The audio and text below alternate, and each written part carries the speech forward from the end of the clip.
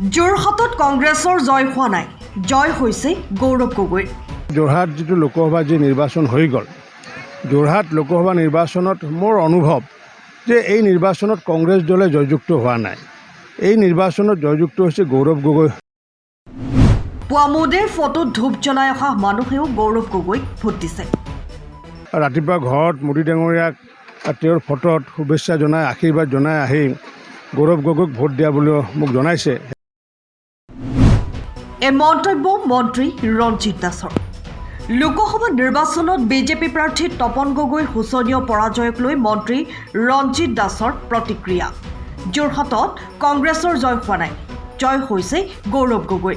Social মিডিয়াত আৱেগৰ ঢৌ সৃষ্টি কৰি গৌৰৱ গগৈ জয়ী হৈছে। পুৱা মোদীৰ ফটোত ধূপ জ্বলাই অহা মানুহেও গৌৰৱ গগৈক ভোট দিছে। এইবাৰ নিৰ্বাচনটো বিজেপি কংগ্ৰেছৰ মাজত হোৱা নাই, গৌৰৱ গগৈ আৰু বিজেপিৰ মাজত হৈছিল।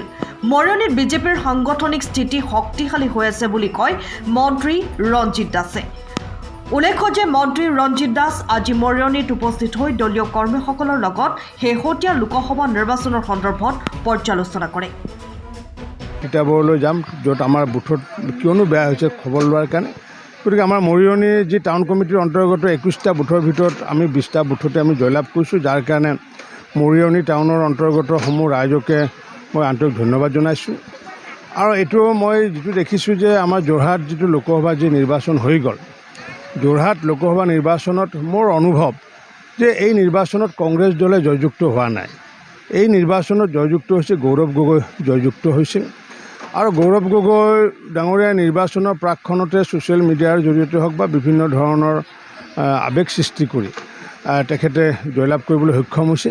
যি কি নহওক, মানুহে যিহেতু জনাদেশ দিছে, তেখেতৰ প্ৰতি জনাদেশ দিছে, মই ভাবোঁ যে কংগ্ৰেছৰ প্ৰতি জনাদেশ দিয়া নাই। কাৰণ বহু মানুহে ৰাতিপুৱা ঘৰত মোদী ডাঙৰীয়াক তেওঁৰ ফটোত শুভেচ্ছা জনাই আশীৰ্বাদ জনাই আহি গৌৰৱ গগৈক ভোট দিয়া বুলি মোক জনাইছে সেই মোৰ টেলিফোনযোগে। গতিকে সেইকাৰণে মই ভাবোঁ যে এই নিৰ্বাচনটোত কংগ্ৰেছৰ জয়লাভ হোৱা নাই, যদিও প্ৰতীক তেখেতৰ কংগ্ৰেছৰে, এই জয়লাভ হৈছে ব্যক্তিগতভাৱে গৌৰৱ গগৈৰ জয়লাভ। গতিকে আমি কাৰ্যকৰ্তাসকলে আগন্তুক দিনত আমাৰ কাৰ্যকৰ্তাসকলে যাতে আগন্তুক দিনত পঞ্চায়ত নিৰ্বাচনত আৰু আমি যাতে বিধানসভা নিৰ্বাচনত যাতে আমি ভালদৰে যাতে সক্ৰিয় হ'ব পাৰোঁ, তাৰ কাৰণে কাৰ্যকৰ্তাসকলক উৎসাহিত কৰাৰ কাৰণে মই আজি ইয়ালৈ আহিছোঁ। আৰু মই ইয়াৰ জৰিয়তে মই ইতিমধ্যে আহ্বানো জনাইছোঁ, যোৱাকালি আহ্বান জনাইছোঁ যে যিহেতু পঞ্চায়ত নিৰ্বাচন আমাৰ নৱেম্বৰৰ শেষ অৰ্ধত যিহেতু হ'বগৈ, গতিকে পঞ্চায়ত নিৰ্বাচনত এই যোৰহাট অঞ্চলৰে হওক বা যোৰহাট লোকসভা সমষ্টিৰ যিমানবোৰ পঞ্চায়ত আছে বা জিলা পৰিষদ আছে, সেইবোৰ যাতে আমি আজৰি আনিব পাৰোঁ, তাৰ কাৰণে কাৰ্যকৰ্তাসকলক মই আহ্বান জনাইছোঁ।